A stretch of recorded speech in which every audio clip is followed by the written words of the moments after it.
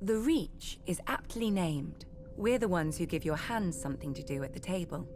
As the most fertile region of the Seven Kingdoms, we grow the lion's share of the grains and fruit that feed this country, especially now, since the rebels have burned down the other fields.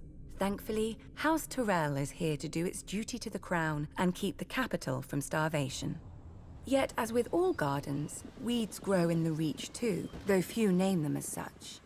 Singers fill our heads with chivalry and courtly love, fluff to make boys fight and girls swoon. Oh, the songs are good enough for a pleasure barge down the Mander. They give pleasure to the common people and harmony to the realm.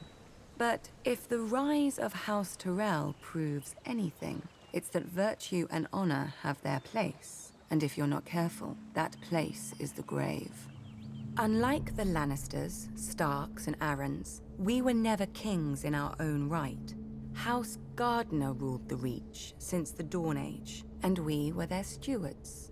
While they warred to enrich their already rich domain, we managed their castle of Highgarden. But then Aegon Targaryen landed with his dragons. Nobody knows why the Gardener King took the field against him. Anyone could see that a man who grows flowers should beware a man who grows fire-breathing monsters. But maybe it wasn't wholly his idea. Maybe someone whispered in his ear about all the face he'd lose with the other 6 kings if he stayed home. The rest is history. The last Gardener King lost his face, along with his body, and his steward Harlan Tyrell promptly yielded Highgarden to Aegon. My grandmother swears that Harlan was like most of our men and grew up banging steel together too loudly for a thought to penetrate.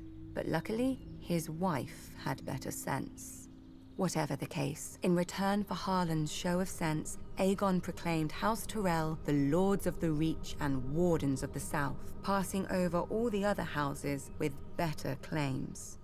House Hightower, who were kings before the Andals came, their seat is the oldest city in Westeros. They call it Old Town. Wealthy, proud, and solitary, there have been Hightowers who wouldn't come down from their great lighthouse for decades. Its name, fittingly, is the Hightower. House Florent, who had actual blood ties to the Gardeners. They whinge about their ancient rights to Highgarden every once in a while, and now that their daughter is married to Stannis Baratheon, about their rights to all of Westeros too. Apparently, putting a fox on your banners doesn't impart a fox's wiles. House Tarly, who still gives the Reach the best soldiers it has. If Aegon had named them as his lords, the Reach would have become the greatest military camp in the world, until it starved to death. The price for conscripting all the farmers. Yet Aegon chose us. Centuries later, when his descendant Aerys faced rebellion, the Reach stayed loyal. Mostly. My father, Mace, dealt Robert his only defeat in the war, even if it was my father's vanguard who did most of the fighting before he arrived. After the Battle of Ashford, we laid siege to Storm's End, Robert's home. Unfortunately, the war ended before we could take it and free up our armies to go save the king. The new King Robert had a forgiving nature.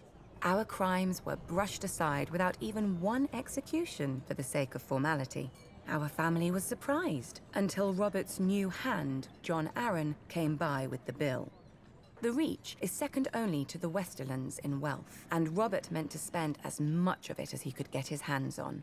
We gave him the coins he wanted, and later, when he wanted our grain or fruit or wine, he gave them back at whatever price we set.